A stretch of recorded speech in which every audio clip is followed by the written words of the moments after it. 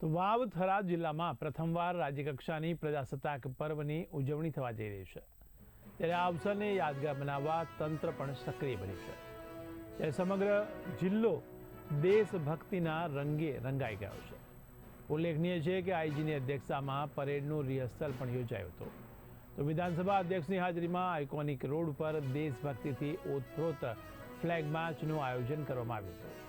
ત્યારે flag March જોવા ઉમટી પડેલી જનમેદનીએ અશ્વદળ, બાઇક સવારના રોમાંચક stunts, Chetak commando, police bugle platoon અને અશ્વદળની ગતિમાન પરેડનો આનંદ માણ્યો હતો।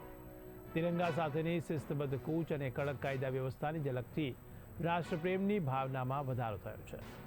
સરહદી વાવ થરાદ જિલ્લામાં ઉજવણીને ધ્યાનમાં રાખીને વિશેષ બંદોબસ્ત પણ ગોઠવવામાં આવ્યો છે।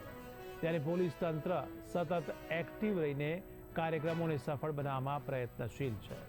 સતત 3 દિવસથી દેશભક્તિના કાર્યક્રમો, પોલીસની પરેડ અને કરતબોથી માહોલ પણ દેશભક્તિમય બની ગયો છે। ત્યારે વાવ થરાદની સંસ્કૃતિ અને વારસાને જીવંત રાખવા આ સાંસ્કૃતિક કાર્યક્રમોનું પણ આયોજન થયું છે। ત્યારે જિલ્લાવાસીઓમાં આ પર્વની ઉજવણીને લઈને વિશેષ ઉત્સાહ જોવા મળી રહ્યો છે કે અત્યારે 26મી જાન્યુઆરી માટે તડામાર તૈયારીઓ થઈ રહી છે। આજે આપણે પ્રદર્શન ગાયત્રી વિદ્યાલયમાં હતું, એ પણ નિહાળ્યો, અને શંકરભાઈ સાહેબ અત્યારે હું રોડ શો કર્યો, એમાં પણ ખૂબ પબ્લિક આવીને નિહાળ્યો, અને તમામ તૈયારીઓ તડામાર ચાલી રહી છે। અને 26મી જાન્યુઆરીએ દરેક વાવ થરાદ જિલ્લાને આવકારું છું કે દરેક બધા આવજો અને નિહાળજો। અને વાત કરવી છે કે આપણે મોદી સાહેબ ડંકો વગાડતા એમ અત્યારે શંકરભાઈ ડંકો વગાડે છે। વાહ વાહ, શંકર નહીં પણ શંકર ભગવાન અમે તો ઘણા હતા। ખૂબ ખૂબ આભાર શંકરભાઈ સાહેબનો। આપણે જે પ્રજાસત્તાક દિન નિમિત્તે 26મી જાન્યુઆરીના જે થરાદમાં આપણે વાવ થરાદ નવો જિલ્લો બન્યો, અને એમાં આપણે અહીંયા પ્રોગ્રામ રાખેલો છે જે 26 જાન્યુઆરી જે ગાંધીનગર હોય એની જગ્યાએ આપણે થરાદ રાખ્યો છે।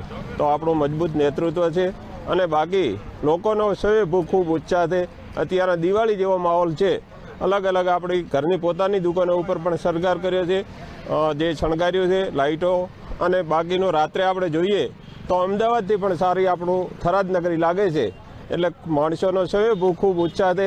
કાલે જે ચેતક કમાન્ડોનું પરેડ હતી, આજે પણ પરેડ હતી, એમાં સ્વયંભૂ ખૂબ જ લોકો મોટી સંખ્યામાં વધારી અને હર્ષો ઉલ્લાસથી વસ્તી વધાવી રહી હતી। જે આપણા કમાન્ડરો હતા અને પોલીસ વાવ થરાદ, એમની સરસ કામગીરી હતી, અને આપણા બધાનો માહોલ પણ ખૂબ અચ્છો હતો, અને દિવાળી જેવો માહોલ છે।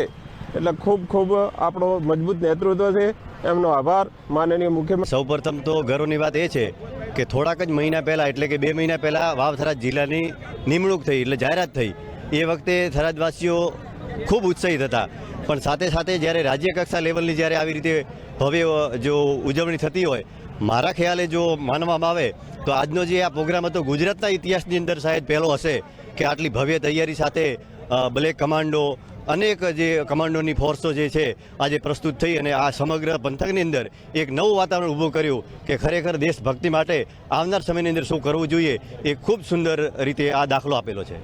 એ જ મળતો હશે જીવનની અંદર, કદાચ એકાદ વખત આ મોકો મળે આપણને, અને એ મોકો આ સરહદી વિસ્તારના પ્રજાજનોને મળ્યો છે। તો આપણે આ દેશભક્તિના રંગમાં રંગાઈએ, અને મા ભારતીનું ગૌરવ વધે, મા ભારતીનું જે માન આપણા હૃદયની અંદર છે એ આપણે ઉજાગર પણ કરીએ।